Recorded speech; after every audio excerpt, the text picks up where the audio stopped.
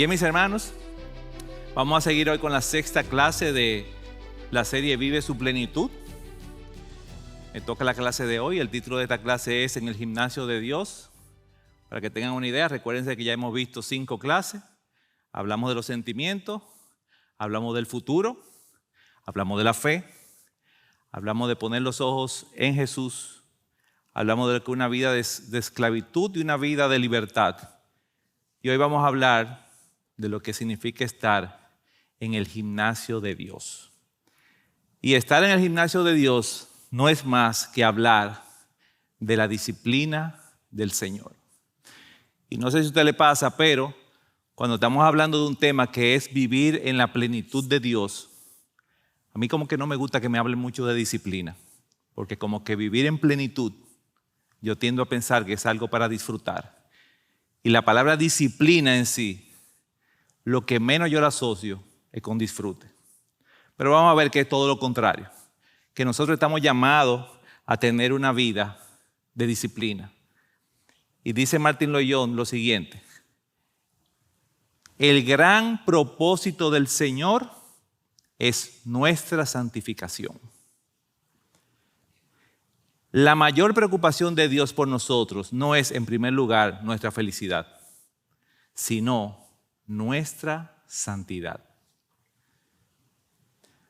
Por el gran amor que nos tiene, ha determinado que lleguemos a la santidad y con ese fin usa los más variados medios. Y ese es el primer choque que tenemos con el tema, es que nosotros queremos que tener un Dios que se preocupe por nuestra felicidad, que se mete en nuestra agenda. Y es todo lo contrario, nosotros estamos llamados a meternos en la agenda de Dios. Pero gracias al Señor que su agenda es mucho mejor que la mía y que la de ustedes. Por eso siempre será mejor para nosotros. Así que vamos a ver. Dice la palabra, en Tesalonicenses dice el apóstol Pablo: por lo demás, hermanos, les rogamos y les exhortamos en el Señor Jesús, que tal como han recibido de nosotros instrucciones acerca de la manera en que deben andar y agradar a Dios, como de hecho ya andan, asimismo abunden en ello más y más. Pues ustedes saben qué preceptos les dimos por autoridad del Señor Jesús. Y esta es la clave. Porque esta es la voluntad de Dios, su santificación, Él le dice a los filipenses. Es decir, que se abstengan de inmoralidad sexual. No es un plan nuevo de Dios para nuestra generación que seamos santos. No es que Dios se dio cuenta hacia dónde iba la sociedad y hacia dónde se encaminaban los valores y a dónde nos estaba llevando un mundo posmodernista, y entonces decidió, bueno, para cuidar a mis hijos de esta generación, yo les voy a pedir que sean santos. No, Él nos pide que seamos santos en la palabra. Pablo hablaba de eso, pero no solamente en la palabra. De hecho, no es tampoco un plan que se le ocurrió al Señor cuando vino a la tierra. Mira lo que dice Pablo a los Efesios. Porque Dios nos escogió en Cristo antes de la fundación del mundo. ¿Para qué? Para que fuésemos santos y sin mancha delante de Él. Desde el mismo concepto de la creación, de nuestra predestinación, ya nosotros estamos diseñados para ser santos. Es una exigencia para vivir con nuestro Padre. Debemos de ser santos. Miren cómo dice Martín Loyola. Dios no empieza una obra para luego abandonarla o dejarla inconclusa. Cuando Dios inicia su obra en su pueblo, la realiza por completo. Dios tiene para ellos un objetivo y un propósito final, y es que ellos puedan pasar con Él la eternidad en gloria. Mucho de lo que nos sucede en este mundo debe entenderse y explicarse a la luz de esta realidad, que es tan clara como el agua. Según este argumento humano, Dios nos llevará a alcanzar tal condición y nada habrá de impedir que la alcancemos. Nosotros vamos a ver hoy que Dios quiere que nosotros seamos santos porque Él quiere que nosotros estemos con Él. Y la única manera de estar con un Dios 3 veces santo es siendo santo. O sea, esa es la razón. Dice Martín Loyola, y aquí está la clave de todo lo que vamos a ver hoy. Una de las causas que más producen depresión espiritual en los cristianos es no darnos cuenta de que Dios usa diferentes métodos en el proceso de nuestra santificación. Dios va a iniciar con nosotros un proceso de santificación y Él va a usar los métodos. Y como dijo Martín Loyola, Él va a cumplir su objetivo con nosotros. Nosotros tenemos que ver si esos métodos que Él va a usar, nosotros lo estamos entendiendo y lo estamos aceptando. Nosotros vamos a ver hoy los 2 métodos más usados por el Señor para santificarnos. Y el primero es el siguiente: a través de su palabra. La Biblia es nuestro manual de operación aquí en la tierra. Mediante las grandes doctrinas y principios que la Biblia nos enseña, por medio del Espíritu Santo, Dios hizo que los hombres la pusieran por escrito para nuestra enseñanza, a fin de que pudiéramos prepararnos y perfeccionarnos. Nosotros tenemos en la Escritura el manual del usuario del cristiano, el manual de operaciones de los hijos de Dios. Ahí nosotros entendemos cómo nosotros debemos operar en esta tierra, cómo debemos relacionarnos con Él, cómo debemos conocerle, cómo debemos relacionarnos con los demás, con los hermanos, con la sociedad. Todo está ahí. Y tenemos pasajes tan prácticos como las bienaventuranzas, el fruto del Espíritu, pero tenemos también pasajes tan profundos que nos dicen cuál es el valor de un hijo de Dios. O sea, todo está en la palabra. Y nosotros tenemos que ver ahí las partes positivas de que nosotros queremos ser hijos de Dios. Ahora, el Señor tiene otro método, que es el que vamos a hablar esta noche. Y es a través de su disciplina. Dice Martín Loyola, pero si nos negamos a aprender las lecciones que tan positivamente se nos presentan en la palabra, entonces Dios, como nuestro Padre que es, y teniendo a la vista el gran fin y objetivo de perfeccionarnos y prepararnos para la gloria, nos disciplina. Entonces hemos visto que aparte de la palabra, nosotros tenemos manera de ser disciplinados por el Señor. Muchas veces nosotros, por ser tercos, por ser necios o por ser ignorantes, nos negamos a seguir las disciplinas que el Señor nos manda a través de su palabra. ¿Y qué hace el Señor? Usa otro método, que es trabajar con nosotros directamente. Entonces vamos a ver cómo Él lo hace. Y para eso vamos a ver un pasaje que se encuentra en el libro de Hebreos. El autor de los Hebreos, en el capítulo 12, tiene unos versículos que van a ser la guía de lo que es ver cómo funciona la disciplina del Señor. Hebreos 12, puede estar leyendo del 5 al 15 y puede estar leyendo la Biblia Nueva Versión de las Américas. Dice el versículo 5. Además, han olvidado la exhortación que como a hijos se les dirige. Hijo mío, no tengas en poco la disciplina del Señor, ni te desanimes al ser reprendido por Él, porque el Señor, al que ama, disciplina y azota a todo el que recibe por hijo. Ese pasaje, el autor de Hebreos está mencionando a Proverbios 3, 11 y 12. Y sigue diciendo, es para su corrección que sufren. Dios los trata como a hijos. Porque, ¿qué hijo hay a quien su padre no discipline? Pero si están sin disciplina, de la cual todos han sido hechos participantes, entonces son hijos ilegítimos y no hijos verdaderos. Además, tuvimos padres terrenales para disciplinarnos y los respetábamos. ¿Con cuánta más razón no estaremos sujetos al Padre de nuestros espíritus y viviremos? Y sigue diciendo el pasaje. Porque ellos nos disciplinaron por pocos días y como les parecía, pero Él nos disciplina para nuestro bien, para que participemos de su santidad. Al presente, ninguna disciplina parece ser causa de gozo, sino de tristeza. Sin embargo, a los que han sido ejercitados por medio de ella, después le da fruto apacible de justicia. Por tanto, fortalezcan las manos débiles y las rodillas que flaquean y hagan sendas derechas para sus pies, para que la pierna coja no se descoyunte, sino que se sane. Busquen la paz con todos y la santidad, sin la cual nadie verá al Señor. Cuídense de que nadie deje de alcanzar la gracia de Dios y de que ninguna raíz de amargura brotando cause dificultades y por ella muchos sean contaminados. Fíjense que en este pasaje, el autor de Hebreos, en algún momento se me va a salir, voy a decir Pablo, pero el autor de Hebreos nos dice cómo hace el Señor la disciplina con nosotros. Y lo primero que dice que es como un padre.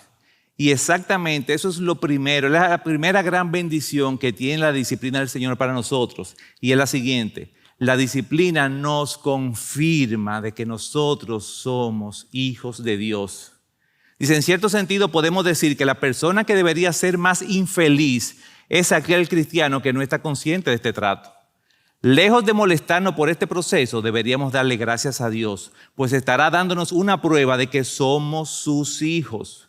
Pues nos estará tratando como a tales, estará disciplinándonos y reprendiéndonos a fin de ajustarnos al modelo y de que seamos dignos de Él, que es nuestro Padre. Toda la palabra es una muestra de la paternidad de Dios con nosotros. Y ese pasaje es muy claro. Cuando vayamos avanzando, todos nos vamos a ver reflejados, ya sea como padres o como hijos. Y vamos a ver que es exactamente cómo Dios trabaja con nosotros. De hecho, vamos a ver cómo, si nosotros, como dice ahí, respetamos a las decisiones de nuestros padres y nuestros hijos respetan nuestras decisiones y nosotros estamos muy lejos de ser perfectos, dice, ¿por qué a ti te da tanta brega someterte a la disciplina de Dios, que es el Padre perfecto? En la Biblia tenemos muchos ejemplos de cómo Dios ha disciplinado a sus hijos. Voy a mencionar solamente algunos.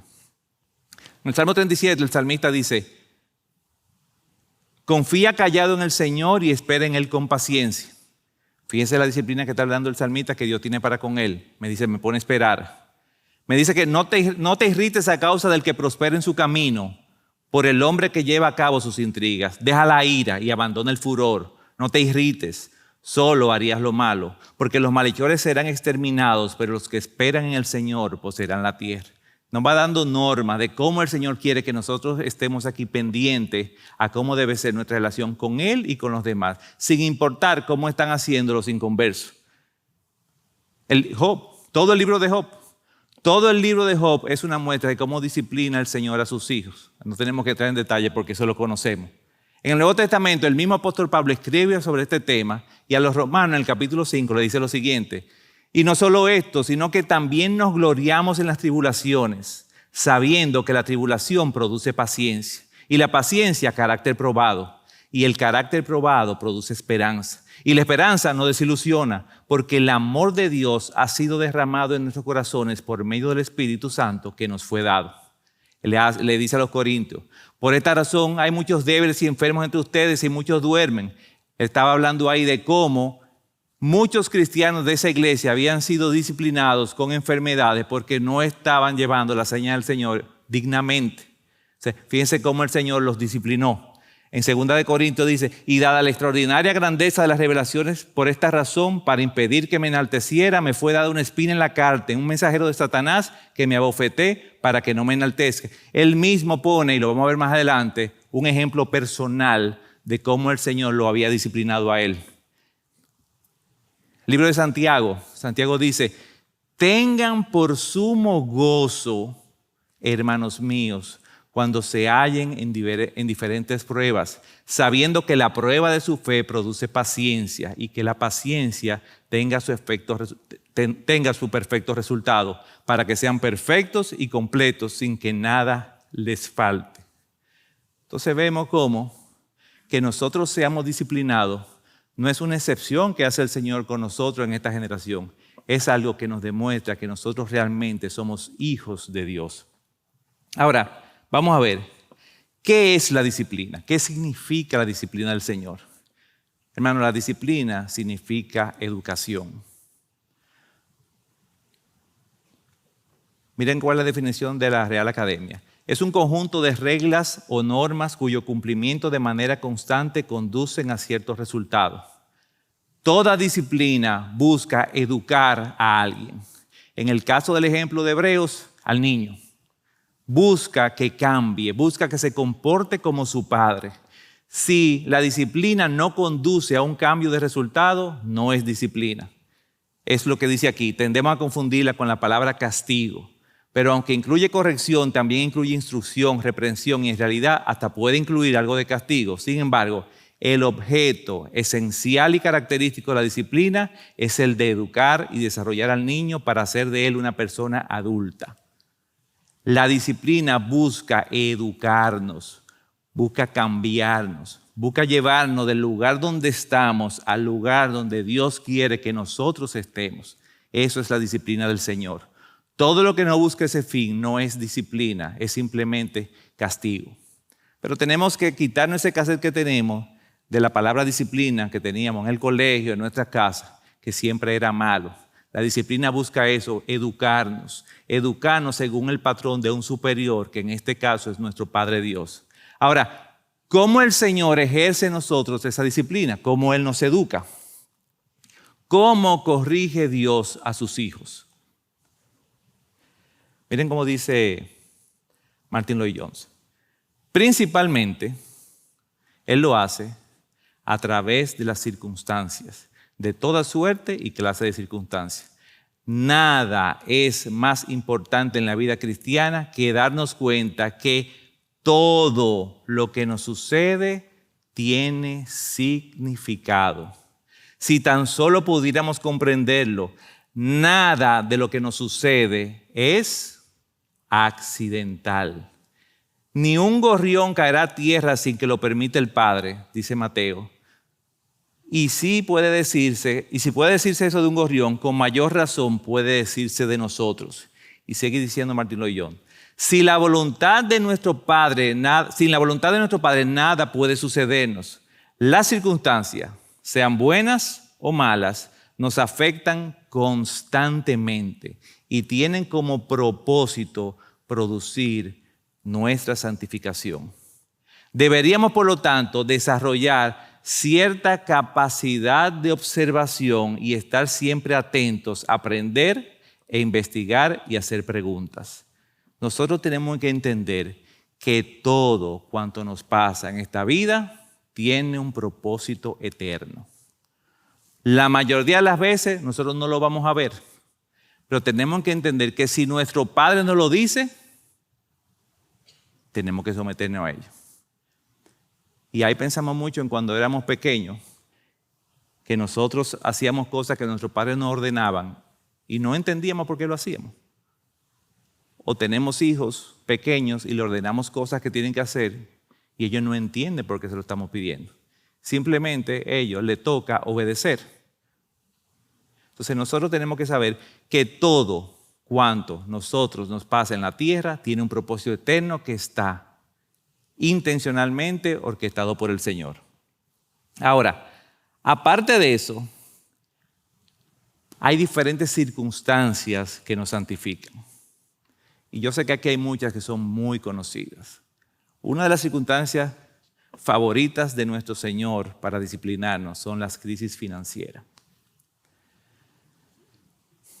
Dice el autor, una de las circunstancias especiales que Dios usa con mayor frecuencia puede ser alguna pérdida financiera, algún cambio en nuestro estatus material, la pérdida de bienes y posesiones o la pérdida de dinero.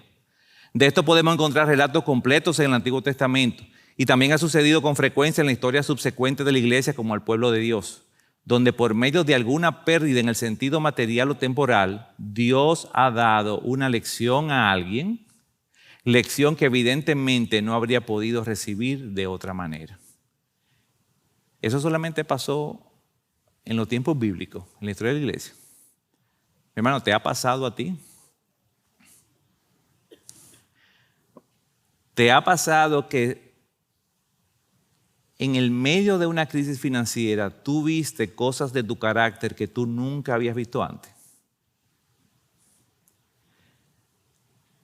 ¿Te ha pasado que en una crisis económica tú te diste cuenta de lo necio que tú has sido en la toma de decisiones de tu vida? Que si tú no te hubieses metido en esa crisis económica, quizás tú no hubiese llegado a ver eso. ¿O te ha pasado que en medio de una crisis económica se han revelado cuáles son tus principales ídolos? ¿Qué es lo que te duele? La circunstancia de crisis económica siempre ha sido un método de disciplina del Señor que ha sido muy útil para nosotros, porque nos toca una fibra muy sensible. Nos toca nuestra posesión, nos toca nuestro status quo, nos toca nuestras comodidades. Y nos damos cuenta en esos tiempos de crisis económica, cuando nos falta algo, realmente hasta dónde nosotros somos capaces de llegar. Yo he dicho varias veces que en un momento bien apretado de nuestra familia, yo me di cuenta que cuando faltaban 3 o 4 días para yo cobrar mi quincena, que ya estaba en el chasis, hasta mi humor cambiaba. O sea, yo saber que no tenía en la cartera efectivo para resolver cualquier cosa. No estoy hablando de que miles de pesos, no, para pagar un parqueo, que no cogen tarjeta. Cuando yo sabía que yo estaba en la calle y decía, no tengo 50 pesos para el parqueo, eso me cambiaba el humor. Pero desde que llegaba esa quincena, que yo iba al cajero y sacaba y tenía lo que yo necesitaba en la cartera, Reinaldo era feliz. Entonces, ¿qué me estaba demostrando esa crisis?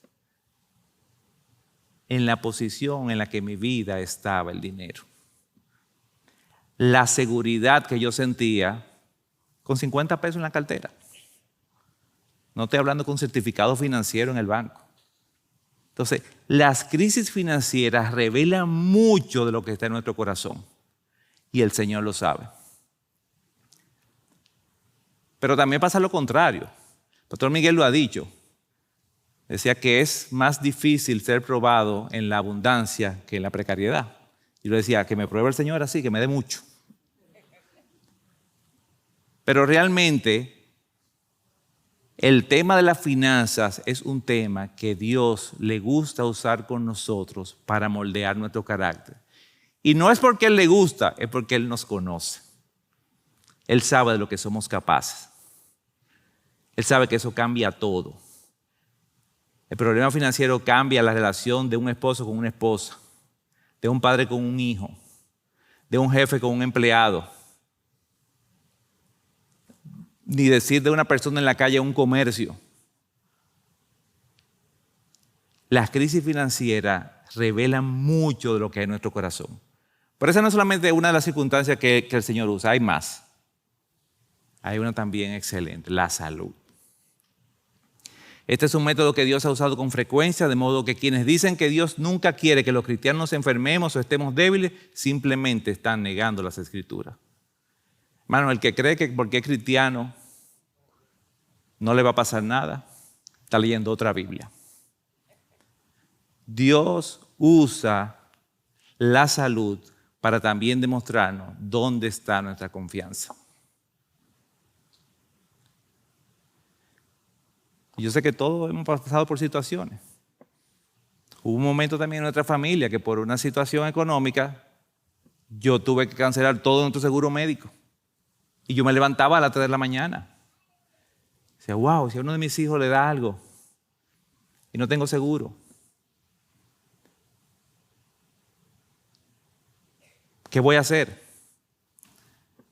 Y el Señor probó mi carácter de mi esposa y nos puso a confiar en Él. Me recuerdo que tuvimos, ¿cuántos años? 3, 4, 5 años sin seguro médico y a mis hijos no les dio ni gripe. Gracias al Señor. Porque Él entendió que yo dije, bueno, tú entendiste, Señor, por qué yo no tengo seguro médico.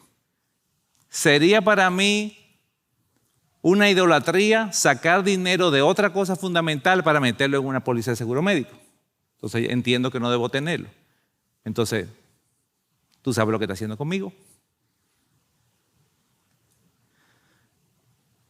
De hecho, recuerdo que cuando por fin volvimos a tener un seguro médico, lo primero que le pasó a nuestro hijo más grande fue que le dio dengue. Y le dio dengue exactamente a la semana después de cumplir 18 años y no lo cubría el seguro.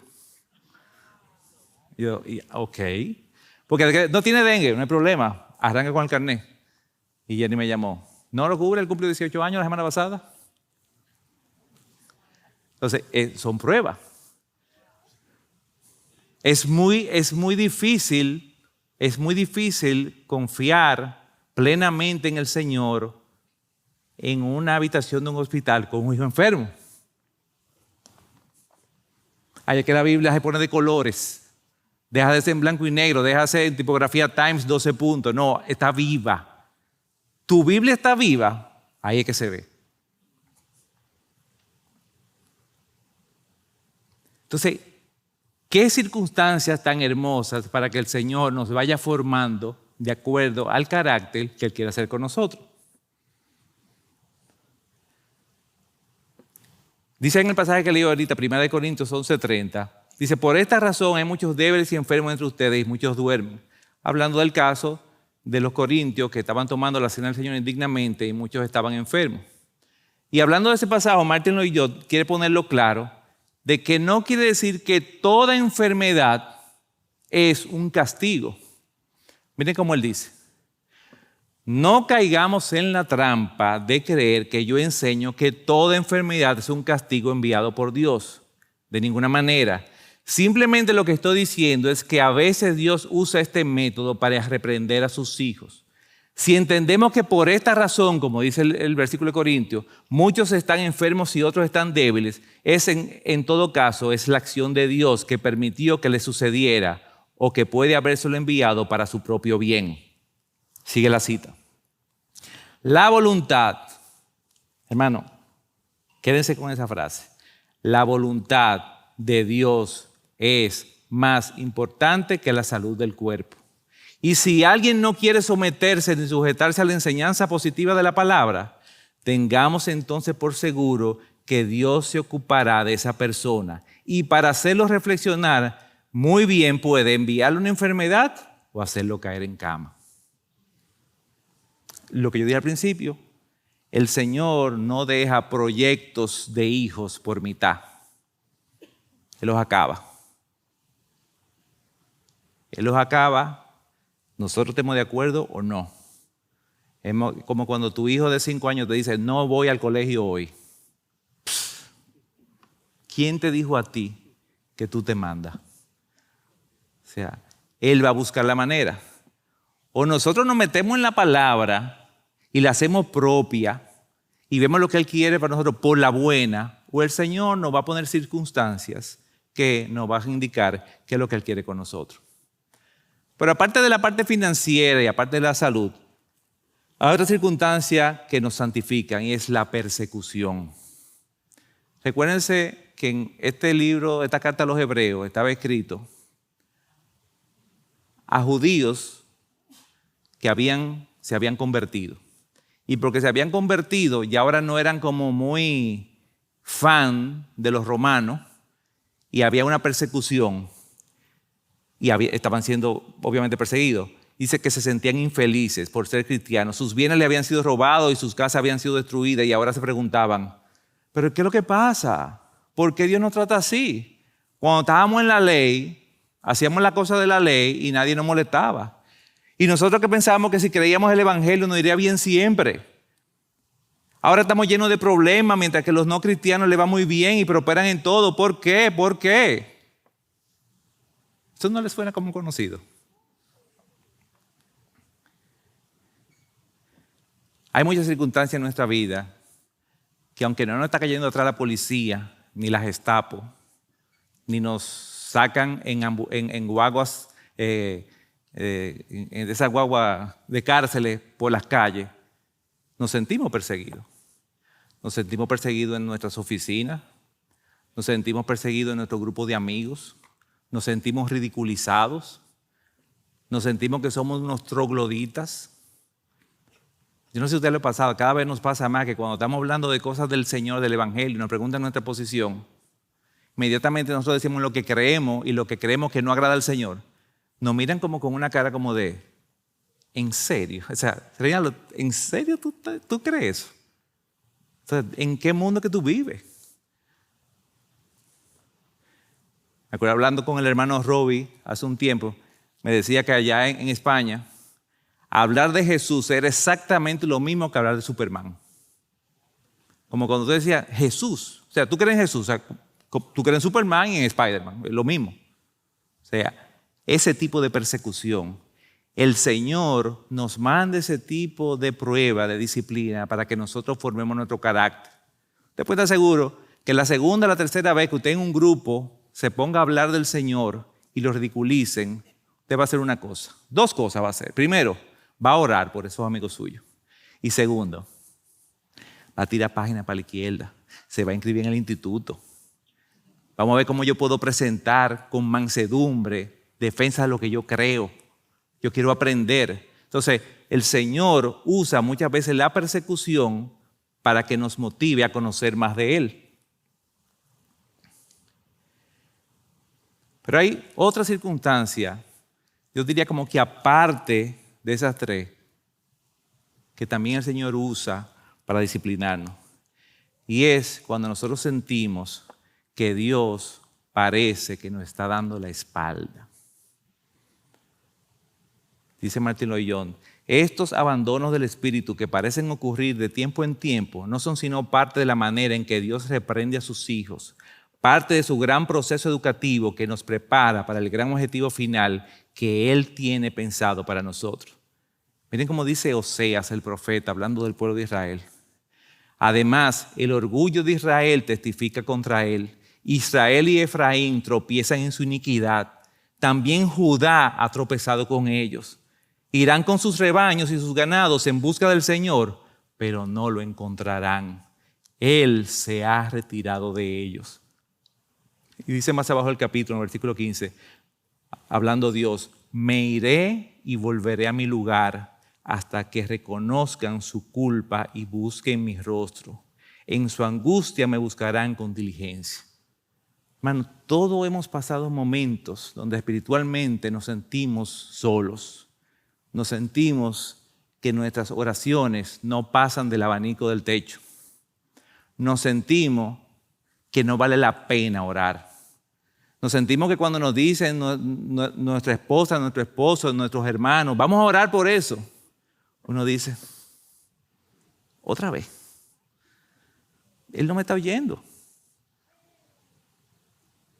Esas son circunstancias que el Señor usa para probarnos dónde está nuestra fidelidad a Dios. ¿Hasta dónde llega mi paciencia? Esas son circunstancias donde el Señor nos dice, tú eres mi hijo, yo voy a ver hasta dónde tú puedes llegar y hasta dónde tú crees que tú estás solo. Ahora, aparte de esas 4 circunstancias que vimos, crisis económica, salud, persecución y cuando nos sentimos solos, que Dios nos da la espalda, nosotros tenemos que entender por qué Dios nos disciplina. ¿Por qué nos disciplina Dios? Y yo tengo una respuesta corta y una respuesta larga. ¿Saben cuál es la corta? Porque nos ama. Porque nos ama. Y vamos a volver al pasaje, pero lo vemos en nuestros hijos. ¿Por qué lo disciplinamos? ¿Por qué no disciplinamos al hijo del vecino? Al hijo de un conocido, al hijo de un amigo. ¿Por qué a nuestros hijos? Porque los amamos. Porque los amamos y queremos que le vaya bien. Queremos que al final, y entiendan la relación, se parezca más a nosotros. Lo que nosotros entendemos que hacemos bien. Dice Martín Loyola, porque el Señor disciplina a los que ama y azota a todo el que recibe como hijo. He aquí la respuesta fundamental. Todo se debe al amor de Dios. Precisamente porque Dios nos ama, a veces parece cruel para ser bondadoso. Ustedes saben, para un bebé, un niño, cosa más cruel que su papá o su mamá lo lleven a un sitio donde le van a meter una puya en el hombro. En la cabeza de ese niño eso es lo más cruel que puede haber. Y lo hace su papá. Todo sucede para nuestro bien y debemos aferrarnos a esa verdad. Todo, siempre. Oigan esas dos palabras una al lado de otro. Todo, siempre es para nuestro bien. Dios nos disciplina para que podamos llegar a ser partícipes de su santidad, para que podamos ser santificados. Y nos dice que todo se hace para nuestro bien, y nuestro bien es la santificación. Dios nos santifica por medio de la verdad, haciendo esto en nosotros, y luego por medio de su palabra, exponiéndonos lo que hace. Hermano, solamente siendo santificados por Dios podremos disfrutar del mayor bien. ¿Saben cuál es? Estar con el 3 veces santo por toda la eternidad. Ese es el mayor bien. Ese es el mayor bien.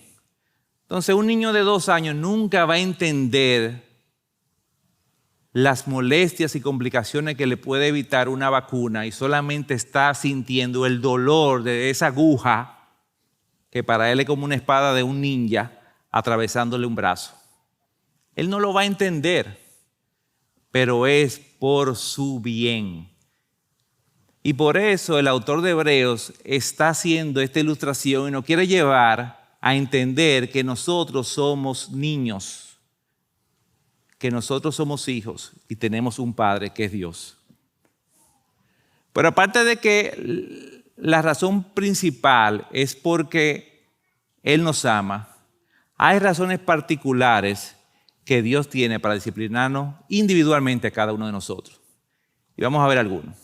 Otras razones particulares para disciplinarnos. Primero, el orgullo espiritual. Evitar la exaltación espiritual de manera errónea y peligrosa. Hay un pasaje aquí que todos conocemos, cuando el apóstol Pablo le está contando a los corintios sobre su experiencia cuando fue llevado al tercer cielo. Y miren lo que él dice. De esa experiencia vale la pena jactarse, pero no voy a hacerlo. Solamente me jactaré de mis debilidades. Si quisiera jactarme, no sería ningún necio al hacerlo, porque estaría diciendo la verdad. Pero no lo haré, porque no quiero que nadie me atribuya méritos más allá de lo que pueda verse en mi vida o oírse en mi mensaje, aun cuando he recibido de Dios revelaciones tan maravillosas. Él luce muy convencido, ¿verdad que sí? Pero miren por qué. Así que, para impedir, por si acaso se me ocurre, que me volviera orgulloso, se me dio una espina en mi carne, un mensajero de Satanás para atormentarme e impedir que me volviera orgulloso. El Pablo del versículo 5 al 7 es un Pablo que entendió. ¿Pero por qué lo entendió? Porque el Señor pasó un proceso de disciplina personal con él. Se me mandó eso. Me mandó algo que cuando a mí se me ocurra creerme que yo soy algo o que yo soy especial para Dios porque me hizo pasar por una situación que jamás nadie lo ha hecho, yo me recuerde de eso. Miren lo que dice Martin Lloyd-Jones sobre el orgullo espiritual. Dice, si Dios en su misericordia y en su amor nos concede tener alguna experiencia extraordinaria, quedamos en una posición vulnerable, la cual el diablo puede explotar para nuestro perjuicio. Y con frecuencia, quienes han tenido tales experiencias han tenido que ser disciplinados para que se mantengan en un lugar apto y seguro. No creo que aquí va a haber otro que haya subido ni siquiera al primer cielo. Pero piense en qué momento de su vida usted tuvo como un éxito ministerial, un éxito espiritual. Usted fue a una reunión como la que yo estaba mencionando ahorita y pudo predicar el evangelio y 5 personas de las 15 que estaban ahí se pusieron a llorar y le pidieron el location de la IBI y le dijeron que iban a venir el domingo y le dijeron que nunca habían oído el evangelio tan claro como lo dijo esa persona. Y usted de una vez se monta en su carro y se siente. Pero usted sabe que el Señor busca algo que te dice, mijo, aterriza, ¿viste? Pon los pies en la tierra. Eso no fuiste tú. Eso no fuiste tú. Entonces nosotros muchas veces somos disciplinados. Obviamente nosotros los pastores a cada rato. Que a veces hacemos algo que nos creemos la gran cosa y el Señor nos demuestra que no. A mí me pasó una vez que me tocó predicar aquí en la IBI, que a mí normalmente, aunque a mí no me gusta mucho predicar aquí en el auditorio, pero yo soy una persona totalmente backstage, pero disfruto compartir la palabra con ustedes. Y hubo un domingo, no me recuerdo cuál era el sermón, que yo estaba muy nervioso por el sermón, por alguna razón. Pero en el sermón de las 9, wow, siento que me fue muy bien. De hecho, el pastor Miguel me dijo, y yo ya, normalmente cuando entre los dos sermones yo me voy a la oficina, me pongo a orar, comienzo a chequear el bosquejo. Pero ese día, yo dije, no, eso está controlado. Cuando yo subí aquí al segundo servicio, el micrófono dejó de funcionar. Y me dijeron que tenía que usar el micrófono de mano. Final. A mí no me gusta tener micrófono porque me viven haciendo señas, súbelo, bájalo, muévete, esto. Me hablan y me dicen, espérate, no se está oyendo. Entonces, pero como lo tengo así, yo puedo usar las dos manos tranquilo. Yo me pasé el sermón entero pendiente de que se estaba oyendo el sermón. Y me volví un cebo en el sermón. Y yo dije, entendí perfectamente. Check. Lección aprendida. O sea, nosotros tenemos que entender que todo lo que nosotros tenemos de manera espiritual proviene del Señor, no es por nosotros. Él es que nos lo da por su misericordia. Otra razón particular que el Señor tiene para disciplinarnos, se parece un poquito, es la autoconfianza. Dios le ha dado dones al hombre y este corre el riesgo de confiar en sí mismo y en sus dones y de sentir de alguna manera que no necesita a Dios. Eso se parece más al ejemplo que puse ahorita. El orgullo y la autoconfianza son peligros constantes.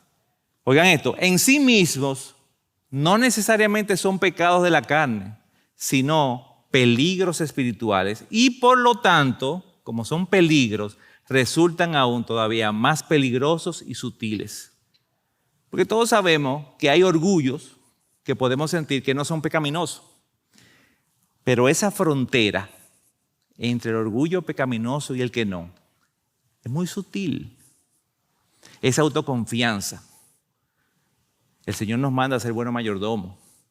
Nos manda a preparar nuestras clases. Nos manda a estar siempre dispuestos a hacer las cosas.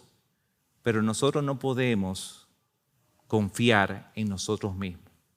Y el Señor nos pone en momentos y en ocasiones para lidiar con nosotros y nuestro carácter, con el orgullo y la autoconfianza.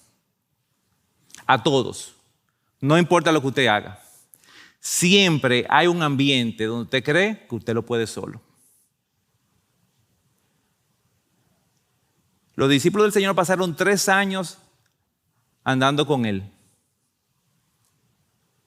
Y después que lo vieron resucitado y vieron que se cumplió todo lo que le había dicho, le tocó ir a pescar a su lago, donde ellos lo sabían todo. Y ese pasaje me encanta porque en ningún momento vemos que ellos dicen que los discípulos entonces se pusieron a orar, Señor, te pedimos que porque el día de hoy tú nos aparezcan muchos peces, dinos qué hacer, dirígenos, danos sabiduría. No, ellos arrancaron. Porque en su lago ellos eran los matatanes. Ellos no necesitaban del Señor. Y el Señor demostró que no, que siempre necesitamos de Él. Entonces, hay áreas de nuestra vida que el Señor va a estar constantemente disciplinándonos. Otra razón particular que es muy común es la atracción por el mundo. Por el mundo, sus pensamientos, su modo de ser y actuar. Las Escrituras sostienen que todas estas cosas son muy sutiles. No significa que alguien se siente y deliberadamente decida volver al mundo, sino algo que sucede de manera casi imperceptible. como la ilustración del sapo en la olla caliente. Si lo metemos en una olla hirviendo, el sapo brinca. Ahora, si lo metemos con el agua normal y la vamos calentando, él no se va a dar cuenta y se va a cocinar. Eso hace el mundo con nosotros. El mundo y sus atractivos siempre están ahí y el hombre se desliza hacia ellos sin casi darse cuenta. Por lo tanto, necesitamos ser disciplinados para no enamorarnos de las cosas del mundo. Necesitamos que el Señor nos discipline, que el Señor nos haga ver que esos gustos que estamos poco a poco aceptando tienen consecuencias. Nos enseña que esos lugares que antes nosotros no se nos ocurría ir y ahora creemos que no es tan malo, tienen consecuencias. Que esas películas que antes no podíamos ver porque simplemente veíamos la sinopsis que tenía 2 escenas complicadas, ahora decimos, son 2 escenas, no es parte de la trama. Nos vamos poco a poco, nos van calentando el agua y nosotros estamos. Entonces el Señor tiene que disciplinarnos para que nosotros no vayamos a ser atraídos por el mundo. Y una cuarta razón por la cual debemos ser disciplinados es porque muchas veces nos dormimos en nuestros laureles. El peligro de sentirnos satisfechos con lo que hemos llegado a hacer o logrado en la vida cristiana, esa complacencia, esa autosatisfacción. Gloria a Dios que yo no tengo esas tentaciones que tiene Manuel. Gracias, Señor, porque tú me has dado la sabiduría, que ese tipo de cosas ni me pasan por la mente ya. Qué bueno que tú me llevaste a una iglesia donde todos los domingos hay un sermón impresionante. Yo oigo hermanos míos que dicen que hay un sermón de eso cada vez 6 meses de su pastor. ¡Wow! Qué bueno, qué bien me siento. Con cuánto orden se hacen las cosas en mi iglesia. Dice, de este modo llegamos a ser presumidos, farisaicos y dejamos de crecer. Si nos comparamos con lo que éramos 10 años antes, vemos que no hay ninguna diferencia. No tenemos con Dios una relación más íntima, ni hemos avanzado un solo paso, ni hemos crecido en la gracia y en el conocimiento de nuestro Señor. Es una cita del autor. Al final, la disciplina trata de evitar el terrible peligro de olvidar a Dios y de no buscarlo a Él ni a su comunión. Se trata del horrible peligro de pensar en nosotros mismos en términos de nuestra experiencia, más que en términos de nuestro inmediato y constante conocimiento directo de Dios y de nuestra relación con Él. Nosotros debiéramos poder decir que con el correr de los años en nuestra vida cristiana hemos llegado a conocer a Dios mejor de lo que lo conocíamos antes. Deberíamos poder decir que lo amamos más de lo que antes lo amábamos. Sigue diciendo, mientras más conocemos a una persona buena, más nos gusta y más la amamos. Multipliquemos eso a la enésima potencia y tendremos como resultado nuestra relación con Dios. Ahora, ¿conocemos nosotros a Dios mejor que antes? ¿Realmente lo estamos buscando más y más? Dios sabe que el peligro consiste en olvidarlo por estar más interesados en nosotros mismos y en nuestra experiencia. O sea, miren lo que dicen, lo puse en negrita. Por eso Dios, en su infinito amor, nos disciplina para que nos demos cuenta de esto y para traernos otra vez a Él mismo, a fin de salvarnos de estos terribles peligros que a todas horas nos rodean y nos amenazan. Entonces el Señor nos ama y nos ama no solamente como parte de su pueblo, nos ama de manera personal y por eso nos disciplina de manera personal. Y sabe a nosotros, si fuera un juego de video y tenemos esas 4 barritas, en cuál yo necesito más de Él, en cuál me estoy vaciando. Y si lo tuviéramos todito en la cabeza, viéramos que todos somos diferentes. Pero Él va a trabajar con nosotros individualmente. Él nos va a disciplinar a nosotros individualmente. Porque Él quiere que cada uno de nosotros al final sea santo, como Él es santo. No lo vamos a llegar a ser, pero vamos a poder disfrutar del santo, santo, santo en la eternidad. Ahora, ustedes saben qué es lo triste de la historia, que esa disciplina del Señor no es automática. El que tiene más de un hijo sabe que si pone las mismas reglas en su casa, si da las mismas instrucciones a sus 3 hijos, los resultados no van a ser idénticos. Porque el hecho de que yo trate de poner disciplina en mi casa, el hecho solamente de yo tratar, obviamente yo soy humano, no garantiza que ellos van a recibir esa disciplina. ¿Ustedes saben qué dice el autor? Que también la disciplina del Señor no trabaja de forma automática. Dice, si pensamos en nuestra santificación como algo que tiene lugar casi automáticamente, mientras nuestra actitud es meramente pasiva, entonces estamos negando la esencia misma y el punto central del argumento de esta epístola de Hebreo. En última instancia, la disciplina nos beneficia por la palabra. El proceso completo de la santificación se realiza en la verdad. ¿Qué dice Juan 17:17? Santifícalos en la verdad. Tu palabra es verdad. Por la aplicación de la palabra en cada paso de nuestro caminar y en cada aspecto de nuestra vida. El proceso completo de la santificación se realiza en la verdad por la aplicación de la palabra, no un día, no los domingos, no una reunión de mujeres ni de hombres, en cada paso de nuestro caminar y en cada aspecto de nuestra vida. Entonces, nosotros tenemos que tener una parte activa en el proceso de disciplina del Señor. Nosotros tenemos una parte que depende de nosotros. Nosotros tenemos que responder. Nosotros tenemos que reaccionar a la disciplina del Señor. Pero lamentablemente cuando reaccionamos podemos hacerlo de 2 maneras. Correctamente o incorrectamente. Entonces yo quiero hablar de 3 peligros de reaccionar incorrectamente a la disciplina de Dios. Basado en este pasaje. Dice, el peligro del menosprecio. Dice el versículo 5. Hijo mío, no tengas en poco la disciplina del Señor. No tengas en poco la disciplina del Señor. No la tomemos a la ligera. A veces no le prestamos atención. Ubíquense con sus hijos o cuando ustedes vivían en la casa de sus padres. El catálogo de instrucciones que le daba a su papá y cómo nosotros elegíamos cuáles eran importantes y cuáles no, según nosotros. Él dice que lleva el plato a la cocina, pero eso no es tan importante.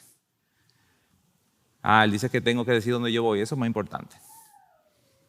Él dice que no deje la toalla afuera del hamper. Eso no es tan importante, lo puedo hacer a veces. O cuando llega esa prueba, esa disciplina, y nosotros simplemente nos la quitamos de arriba, como que no tiene valor, como que es algo desechable.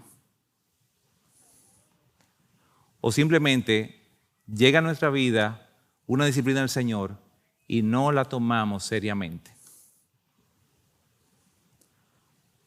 O peor aún, la menospreciamos y adoptamos una apariencia de soberbia. Y yo no sé si a ustedes les pasa, pero yo sé muchas veces justificarme. Decir, no, eso no es una disciplina para mí, eso pasa a todo el mundo, eso es una medida del gobierno. ¿Cómo me va a afectar a mí? Le afecta a todo el mundo. O sea, eso no es para mí. O dice ahí, lo menospreciamos no permitiéndole que nos afecte en absoluto y haga su obra. Si ustedes recuerdan, durante el tiempo de pandemia, que el pastor Miguel decía, oremos mis hermanos para que esta pandemia no pase por nuestras vidas y no hayamos entendido cuál era el propósito eterno que tenía. Porque si es así, desperdiciamos tremenda prueba, tremendo momento de ser disciplinado. porque no vimos cuál es el propósito eterno. Entonces, es un gran peligro, según el pasaje, menospreciar la disciplina del Señor. Pero hay otro peligro que dice el versículo, y es el peligro de desanimarse. Dice el mismo versículo 5, ni te desanimes al ser reprendido por Él. Y eso nos pasa a muchos. En medio de la prueba, lo primero que viene es el desánimo. Y vienen expresiones como esa. Oye, que no puedo, no puedo soportarlo. Esto es demasiado. ¿Por qué? Porque Dios me está tratando así. Oye, pero cuando nos hicimos cristianos pensábamos que tendríamos una vida maravillosa, pero miren todo lo que nos está pasando. Es de mal en peor. ¿Por qué nos suceden esas cosas? ¿Será justo que me pase eso a mí? A mí.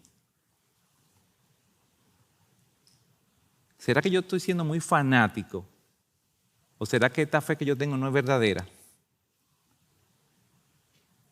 Así le habla el diablo a nuestro corazón cuando Dios nos está disciplinando. Y eso es un gran peligro, que nosotros en medio de la aflicción, en medio de la prueba, en medio de la disciplina, nosotros nos desanimemos. Pero hay un peligro todavía mayor. Es el peligro de crear raíz de amargura. Dice el versículo 15, cuídense de que ninguna raíz de amargura brotando cause dificultades y por ella muchos sean contaminados. Hay cristianos cuya reacción ante las pruebas y la disciplina es amargarse la vida. Dice Loyón, como ministro de Dios, ciertamente no hay nada más triste en mi vida y obra y experiencia que observar los efectos que las pruebas y los problemas ejercen en la vida de algunos. He conocido personas que antes del infortunio parecían muy afables y amistosas, pero que se amargaron cuando estas cosas sucedieron, se volvieron egocéntricas y difíciles de tratar, incluso con quienes trataban de ayudarla. Esta gente tiende a encerrarse en sí misma y siente que el mundo entero está en su contra. Yo sé que nosotros todos tenemos a alguien cerca así. Que me dice, no, Real, lo que tú no entiendes, hay un complot universal en contra mío. Todo lo que a mí me pasa es para mal. Yo no tengo un respiro. Ya yo no aguanto. Me es más fácil no darle mente a las cosas de Dios y olvidarme de eso. Y crean esa raíz de amargura.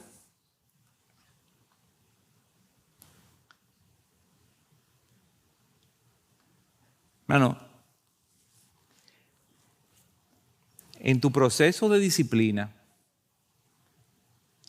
personal, el Señor te va a poner pruebas donde tú tienes que estar muy cerca de tu Dios para que tú no crees raíces de amargura. Tú tienes que estar muy claro en lo que vimos al principio. ¿Cuál es la razón principal por la cual Dios nos disciplina?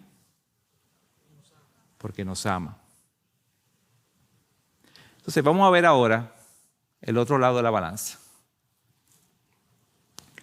¿Cómo nosotros debemos recibir de forma correcta la disciplina? Y está todo en el mismo pasaje.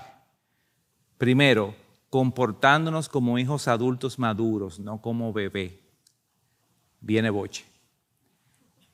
Dice el autor de Hebreos. Además, han olvidado la exhortación que como a hijos se le dirige. Dice la versión NTV. ¿Acaso olvidaron las palabras de aliento con que Dios les habló a ustedes como a hijos?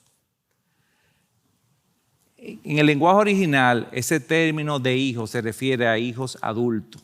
Lo que está diciendo ahí, fíjense que habla como una exhortación, no le dice una orden. Tiene que ver como que hay un razonamiento de lo que Dios nos está dando. Dice incluso palabras de aliento. Miren lo que dice Martín Loyón. No existe un bebé que no haya malinterpretado la disciplina.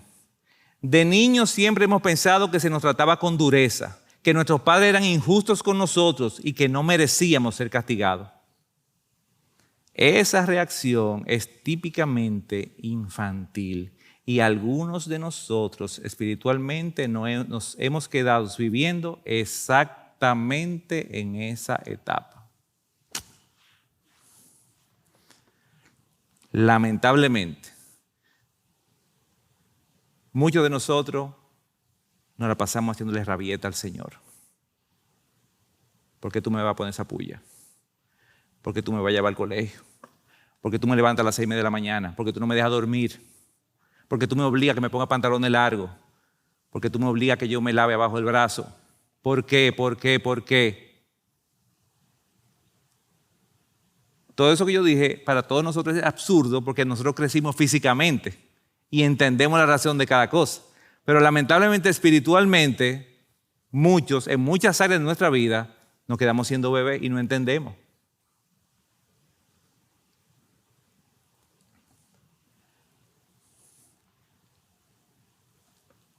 Una segunda forma de aceptar la disciplina correctamente es, como dice el pasaje, no olvidando las palabras de aliento. ¿Dónde están las palabras de aliento? En la palabra. Dice, filtrando todo lo que nos pase por la Biblia. No olvidando el Evangelio, no olvidando lo que el Señor nos dijo, no olvidando lo que el Espíritu Santo nos muestra en la palabra, filtrándolo todo por ahí. En cierto modo, esta es la gran diferencia entre los cristianos y los no cristianos. Cuando algo sale mal en la vida del no cristiano, ¿con qué apoyo cuenta? No cuenta con nada que no sea la sabiduría del mundo y el modo de reaccionar de éste. Y eso no es ninguna ayuda. En cambio, el cristiano está en una situación totalmente distinta. Tiene la Biblia y cualquier circunstancia debería tomarla y ponerla inmediatamente dentro de ese contexto. El cristiano no reacciona a los eventos como lo hace el mundo, sino que pregunta, ¿qué dicen las Escrituras al respecto? A esto a qué se refiere, no olviden las palabras de aliento, no olviden la exhortación. El cristiano la pone en contexto y la aplica, todo lo pone en ese contexto. Pero ¿con cuánta frecuencia resultamos culpables de actuar como lo hace el mundo y no como cristianos? Recordemos que somos hijos de Dios, que tenemos la palabra de Dios. Pongámoslo, ¿qué? Todo, sea lo que fuere, dentro del contexto de la palabra de Dios. Hemos oído la ilustración, cosmovisión. Es ver las cosas a través de los lentes de la Biblia. La cosmovisión cristiana ve todo a través de un mismo lente, que es la palabra de Dios. Todo se ve diferente. Nosotros tenemos que estar pendientes de nuestra palabra, no olvidar la palabra de aliento, no olvidar el consejo de Dios. Tenemos que verlo todo por ahí y créanme, mis hermanos, se ve diferente a como el mundo lo ve. Pero solamente viendo las cosas así, pasando esas pruebas, siendo disciplinados en esas áreas, vamos a pasar en un momento difícil arraigado lo que tenemos que estar arraigados, porque lo hacemos todo filtrado por la palabra de Dios. Otra forma correcta de ver la disciplina y es recordando quién es nuestro Padre. Versículos 9 y 10 del pasaje dice, ya que respetábamos a nuestros padres terrenales que nos disciplinaban, ¿acaso no deberíamos someternos aún más a la disciplina del Padre de nuestro espíritu y así vivir para siempre? Pues nuestros padres terrenales nos disciplinaron durante algunos años, 15, 20 años, después se van de la casa. E hicieron lo mejor que ellos pudieron, según sus capacidades, su sabiduría, su genio. Pero dice ahí, pero la disciplina de Dios, ¿cuándo es buena? Siempre es buena para nosotros, a fin de que participemos de su santidad. Cada vez que estemos en medio de una prueba, entendamos que el Señor nos quiere mostrar algo. Y repitámonos a nosotros mismos, Dios está en medio de esto. Y Dios lo está haciendo porque soy su hijo. yo no pertenezco a este mundo, porque Él envió a su Hijo a morir por mí y quiere que yo vaya al cielo con Él. Dios está en medio de esta situación y todo lo que está pasando es por mi bien. Predícatelo. No importa en qué. No importa en lo que esté pasando.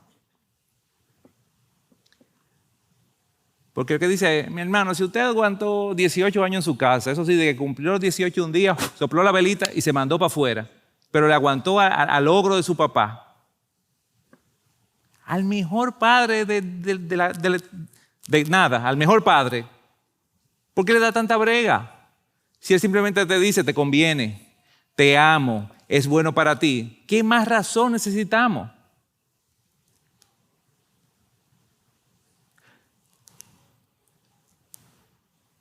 Pero yo sé que en medio de la prueba, no siempre lo vemos así. En el medio, en el calor. Y lo grande es que el pasaje también lo dice. Nosotros tenemos que entender que la disciplina es un entrenamiento. Miren cómo dice el versículo 11. Al presente, en el momento de la prueba, ninguna disciplina parece ser causa de gozo, o sea, no es agradable, sino que da tristeza, da dolor. Sin embargo, a los que han sido ejercitados, entrenados por medio de ella, después le da fruto apacible de justicia.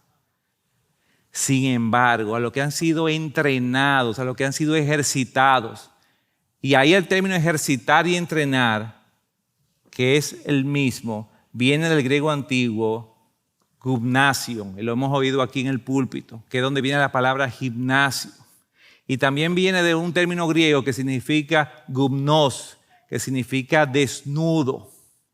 Porque sabemos que los griegos en los gimnasios se entrenaban desnudo. Y miren lo que dice Martín Loyola, no lo digo yo, esa fue una imagen que él se hizo. La imagen que tenemos aquí es nuestra en un gimnasio espiritual, donde se nos pide que nos desnudemos espiritualmente hablando. Lo que está diciendo el pasaje, tú vas a entrar al gimnasio de Dios, pero tú vas a entrar desnudo. ¿Y por qué Dios nos pide que nos desnudemos al entrar al gimnasio donde Él nos va a disciplinar y nos va a entrenar? Bueno, hay dos razones. La primera, toda la conocemos, para que nos despojemos de todo lo que nos estorbe para nuestro entrenamiento. En ese mismo capítulo de Hebreos es que dice al principio, despojémonos también de todo peso y del pecado que tan fácilmente nos envuelve y corramos con paciencia la carrera que tenemos por delante. Era una imagen que los que estaban recibiendo esta carta ya la entendían, porque también en las carreras de los griegos usaban muy poca ropa y algunos corrían desnudos porque mientras más ropa entendían que podían correr más rápido. Lo que nos está diciendo es, saquemos de nuestro interior todo lo que puede entorpecer el entrenamiento del Señor para hacernos más santos. Debemos estar dispuestos a que todo lo que me estorbe en mi entrenamiento con Dios, yo lo pueda quitar. Pero hay una segunda razón por la cual tenemos que estar desnudos delante del Señor. Para que el instructor con mayúscula nos observe y nos examine a ver cuáles partes de nuestro cuerpo necesitan mejorar. Yo no voy con un hoodie al gimnasio. O sí, yo voy con hoodie para que los demás no me vean, la barriga y eso. Pero delante de mi instructor, él tiene que verme. Y puse ese recuerda ahí. Recuérdate, mi hermano, nosotros no entramos al gimnasio de Dios voluntariamente. Él nos entra porque sabe que debemos mejorar y está dispuesto a entrenarnos. Él sabe cuáles ejercicios debemos hacer cada uno de nosotros para mejorar y darle forma a los músculos que no han sido desarrollados.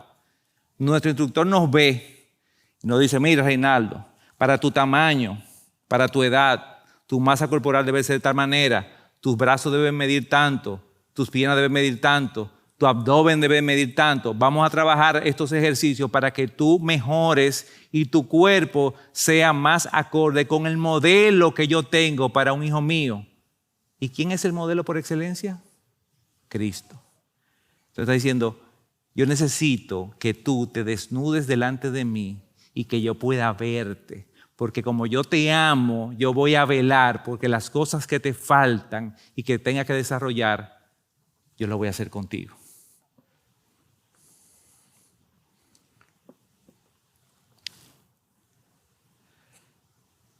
Pero el pasaje no se queda ahí.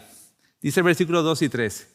Por tanto, fortalezcan las manos débiles y las rodillas que flaquean y hagan sendas derechas para sus pies para que la pierna coja no se descoyunte, sino que se sane. Hermano, al final, no es que Dios es como nuestro personal trainer. Dios es nuestro fisioterapeuta. No es que Él no va a crear un cuerpo ideal, es que nosotros llegamos a su gimnasio enfermos. Martin Lloyd, que era médico, él dice, yo he trabajado con muchas personas que tienen reumatismo y cuando hay problema en la coyuntura y una persona deja de mover esa coyuntura, ¿qué pasa con los músculos que están alrededor? Se van entumeciendo, se van debilitando, se ponen flácidos, pierden fuerza. En el gimnasio hay que obligarlo a que muevan esos músculos para que se ejerciten y para que puedan llegar a la coyuntura. Miren cómo dice él. Todos instintivamente tendemos a cuidar y proteger las partes doloridas. Si me duele la rodilla, trato de no doblarla. Protegemos, escudamos las partes adoloridas. Espiritualmente hacemos lo mismo. ¿Acaso no hemos visto gente que cuando vienen las pruebas adopta cierta pose, se aflige de su situación y quiere que los demás se aflijan también? Pero el autor de Hebreos nos dice, déjate de poses, aleja esa actitud, levanta las manos cansadas, endereza las rodillas debilitadas, levántate, date cuenta de tu personalidad y tranquilízate. Entonces, cuando nosotros tenemos un problema, por ejemplo, en el hombro, me molesta cuando yo subo el brazo, yo voy a tratar de que mi vida normal no involucre levantar mi brazo. Y voy entonces a hacerlo con el otro brazo, lo cual lo voy a forzar más, pero voy a ir cuidándome de no revelar mis impotencias. Y espiritualmente exactamente eso es lo que nosotros hacemos. Nosotros comenzamos a tener una vida, como dice ahí, de tullío. Y nos pasamos, si yo tengo problemas con mi temperamento y con la ira, yo voy a buscar situaciones, o mejor dicho, voy a evitar las situaciones donde yo pueda, pero no voy a lidiar con mi ira. Si yo tengo un problema con mi esposa, que hay temas que no debo tratar, porque no lo puedo tratar, porque no sé lidiar con esos temas, que yo prefiero dejar eso a un lado y no decirle al Señor, Señor, ayúdame, dame sabiduría a lidiar con esta situación, a lidiar con esta prueba. Entonces lo que te digo, no, en el gimnasio de Dios, ¿tú tienes problema en el manguito rotador? Bueno, pues vamos a hacer arañita. Vamos a hacer ejercicio. No te quedes ahí. O sea, pero nosotros tenemos que ser sinceros con Dios y que Él vea cuáles son nuestras limitantes, porque Él está ahí para ayudarnos. Nosotros tenemos que entender que necesitamos estar en ese gimnasio santo, en ese gimnasio espiritual, para entender que nosotros necesitamos de Él. Bueno, ya para terminar, dice el versículo 14. Busquen la paz con todos y la santidad, sin la cual nadie verá al Señor. Y ese término busquen, lo que significa exactamente lo que yo puse ahí, eso es persigan, cáiganle atrás, esfuércense por tener paz con todos, horizontalmente, y santidad, sin la cual nadie verá al Señor. Entonces, mis hermanos, ¿queremos vivir su plenitud? Corramos a su gimnasio, hagamos lo que Él nos diga, esforcémonos en hacer todos los ejercicios, cueste lo que cueste, sin importar el dolor, y entremos en el gozo de nuestro Señor. Amén. Bien, yo le propongo que oremos en esa misma dirección.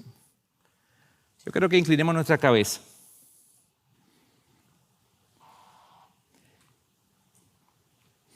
Y recordemos en nuestra infancia algún momento que nosotros, es que no entendimos, ¿no? Es que era algo como absurdo lo que nuestros padres nos estaban pidiendo. Y después de adulto, se puso como tan claro que nosotros necesitábamos hacer eso.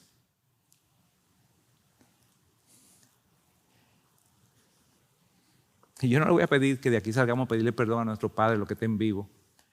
Pero sí, que tú así mismo le digas, Señor, yo crecí físicamente y yo aprendí a valorar lo que mis padres hicieron conmigo de la forma que lo hicieron, aunque quizá no fue la mejor o no estaban totalmente capacitados. Señor, y yo a ti no te hago caso. Entonces, Señor, perdóname, porque en el fondo, o yo no te conozco, o yo no creo en ti. Si es que yo no te conozco, Señor, yo quiero hacer hoy el compromiso, aprovechando esta serie que estamos teniendo, de conocerte profundamente. De que cuando yo pase un balance del 2023 en el 2026, yo pueda decir, a partir del 2023, yo conocí más a mi Señor. Ahora, Señor, si tú me estás revelando hoy que yo tengo años en la iglesia, tengo años oyendo sermones, tengo años incluso orando, leyendo la Biblia de vez en cuando, pero en el fondo, yo no creo en ti. O por lo menos yo no creo en el Dios que está descrito en la Biblia. Yo creo en un Dios que yo lo he conformado a mi manera. Entonces, Señor, perdóname.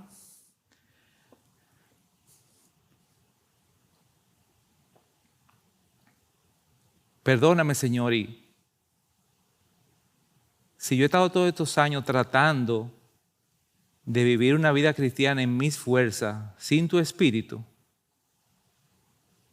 yo quiero desnudarme delante de ti y decirte, Padre, entra a mi corazón. Yo te necesito.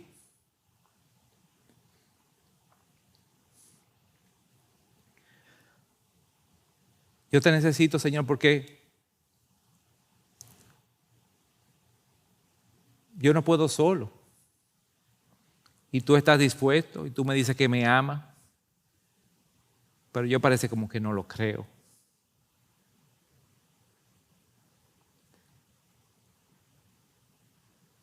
Así que quédate orando ahí. Abre la puerta de ese gimnasio, entra. Él te ha estado esperando siempre.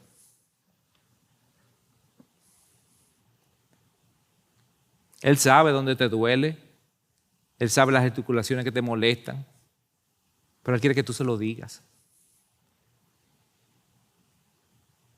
Que tú le digas que tú estás dispuesto. Que ya está bueno de crear raíces de amargura. Que ya está bueno de compararnos, no solamente con el inconverso, sino con otros hermanos.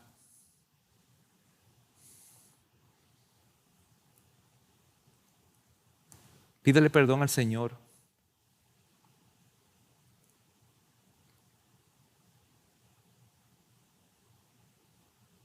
Dile, Padre, que tú tienes muchos años viniendo a la iglesia todos los domingos, que tú nunca te has apartado del Señor y te molesta ver cómo otros hermanos que tuvieron alejados tantos años vienen ahora, Señor, y son usados por ti. Y eso mi orgullo no lo permite. Díselo. Dile, me molesta ese hermano, me molesta ese líder que priven que puede juzgarme. Pero sin embargo, Señor, yo lo que sé es que está preocupado por mí. Pídele perdón al Señor.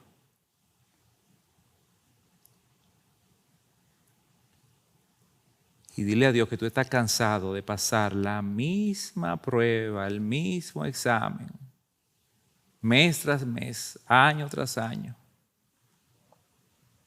y quemándote en el examen.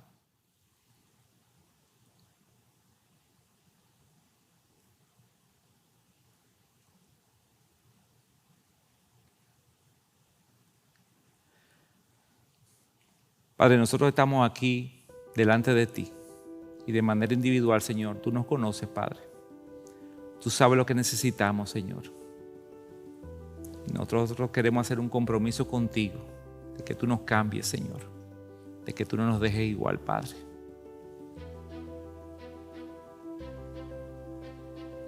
Padre, ya está bueno de venir a la iglesia, oír clases, sermones, y cuando me monto en mi carro y doblo en la Churchill ya se me olvidó.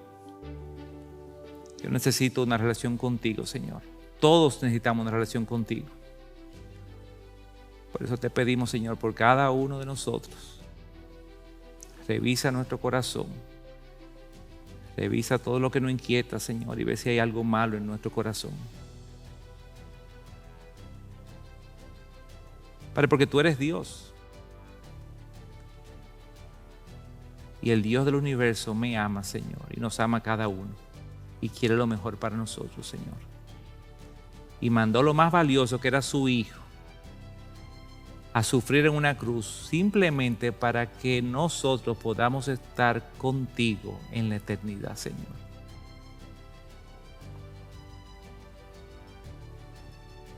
Padre, tú has lidiado toda una historia de la redención con el malagradecimiento de tus hijos, Señor. Y eso no ha cambiado al día de hoy. Pero te queremos pedir, Señor, que tú realmente obres en nuestro corazón para que nosotros podamos entender hasta dónde llega tu amor y compromiso con nosotros. Padre, te necesitamos, Señor. En Cristo Jesús. Amén.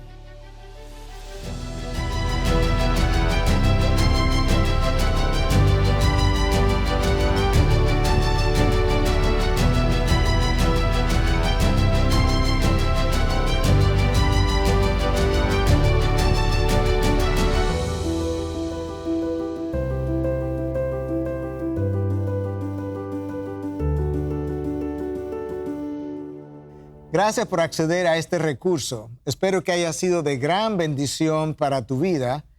Te sugiero que te suscribas a este canal de forma que tú puedas recibir notificación la próxima vez que hayamos subido un nuevo recurso que pueda servirte de instrucción y bendición.